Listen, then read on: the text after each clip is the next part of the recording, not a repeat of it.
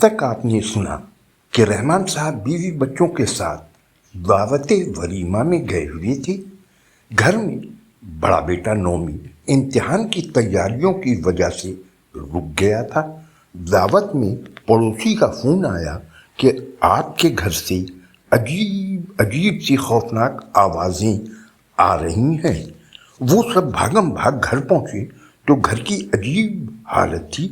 پورے گھر میں لال موم بتیاں روشن تھی اور نومی بے ہوشی کی حالت میں کوریڈور میں پڑا تھا۔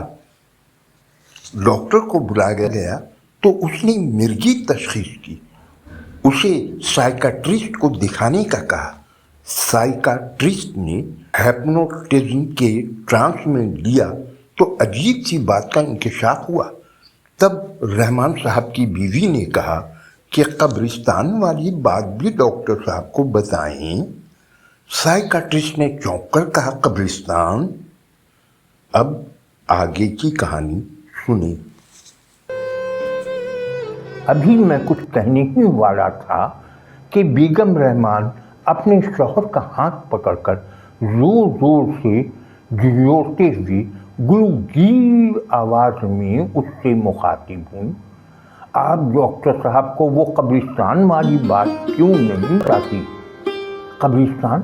میرے منہ سے حیرت سے نکلا۔ جی ڈاکٹر صاحب، وہ ہمارے گھر کے عقب والا قبرستان۔ ابھی وہ اتنا ہی کہہ پائی تھی کہ رحمان ہاتھ کے اشارے سے اسے چپ کراتے ہوئے شکستہ لرزتی آواز میں بولا، تم رہنے دو، میں ڈاکٹر صاحب کو بتاتا ہوں۔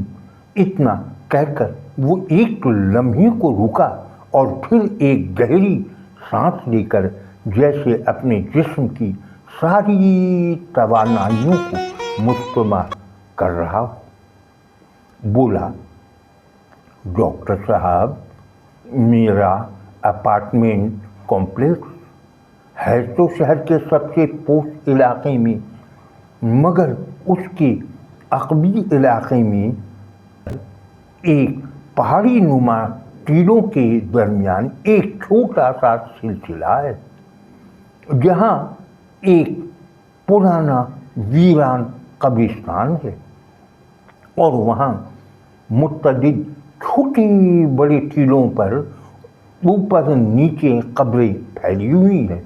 گو کہ وہ جگہ قدرے دور ہے، مگر نومی کے کمرے کی کھڑکی سے دور قبرستان صاف نظر آتا ہے۔ ایک روز رات کے وقت میں نے دیکھا کہ نومی سر ٹکائے کھڑکی کے پار کچھ دیکھ رہا ہے۔ میں نے قریب جا کر دیکھا تو جو منظر میری آنکھوں میں ہے بے حد خوف زدہ سا ہو گیا۔ وہاں ایسا کیا تھا؟ اس کا خاموش ہو جانا مجھے ناگوار گزرا۔ دور ایک قبر پر بہت ساری لال موم بتیاں روشن تھیں۔ وہ موم بتیاں بالکل اسی طرح سے قبر کے گرد دائرہ بنا رہی تھیں جیسے خود اکثر نومی گھر میں ان لال موم بتیوں کے دائرے میں پایا جاتا ہے۔ گو کہ فاصلہ کافی تھا، مگر ان بڑی بڑی ڈھیر ساری موم بتیوں کے سلگنے سے قبر کے گرد ایک خوفناک سرخ ہالہ سا بن رہا تھا۔ اس روشنی کی سرخی نومی کے چہرے سے بھی جھلک رہی تھی اور اس کی آنکھوں سے جلتی موم بتیوں کی طرح سرخ روشنی چمکتی دکھائی دے رہی تھی۔ اتنا کہہ کر وہ خاموش ہو گیا۔ تو آپ نے یہ بات مجھ سے کیوں چھپائی؟ میں نے پوچھا۔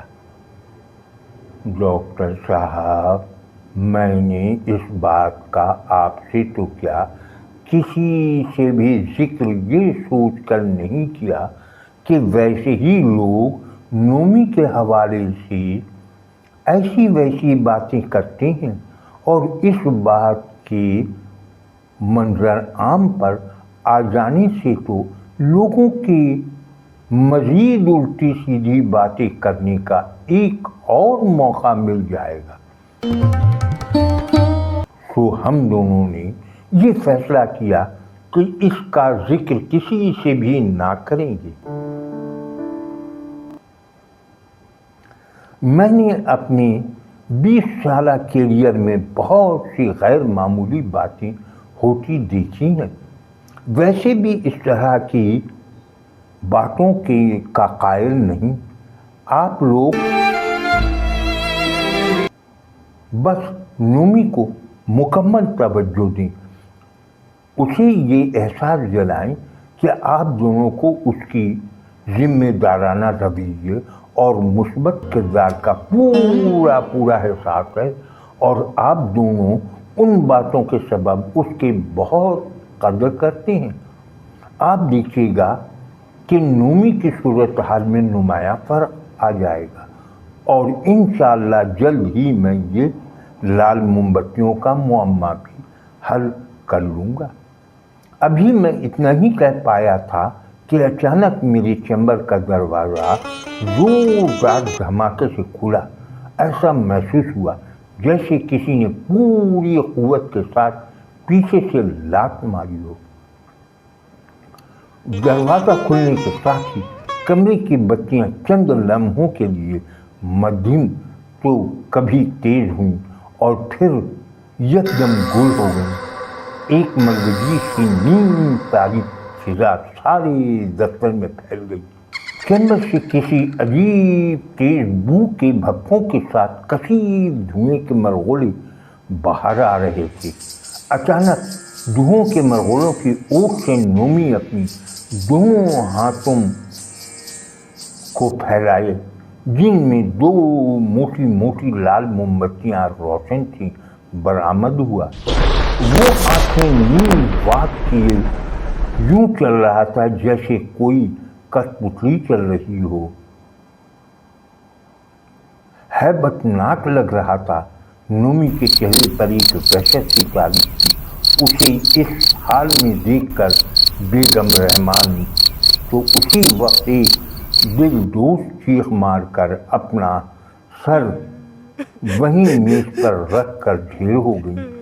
रहमान, जो कि यह मंजर देखकर अंगुष्ठ बदंदा था, अचानक चिल्लाया, डॉक्टर साहब, ये तो वही मोमबत्तियां हैं। क्या ये मोमबत्तियां अंदर आपने रखी थी? मैं सुनी अनसुनी करता हुआ नोमी की तरफ बढ़ा। उसके हाथों से जलती हुई मोमबत्तियां ले ली। नोमी के हाथ जैसे ही खाली हुए वो चकरा कर गिरा और बेहोश हो गया। नोमी के बेहोश होते ही कमरे की सारी बत्तियां फिर से जल उठी। इस वाक़े के बाद रहमान नोमी को शायद ये सोचकर फिर कभी मेरे पास लेकर नहीं आया कि ये मेरे बस की बात नहीं। कोई 6 माह बाद एक रोज डॉक्टर शफकत का फ़ोन आया। उसने बताया कि दीगर तमाम अतराफ से मायूस होकर रहमान ने अपने ख़ानदान वालों के मशवरे से रूहानी इलाज से इस मसले को हल करना चाहा है।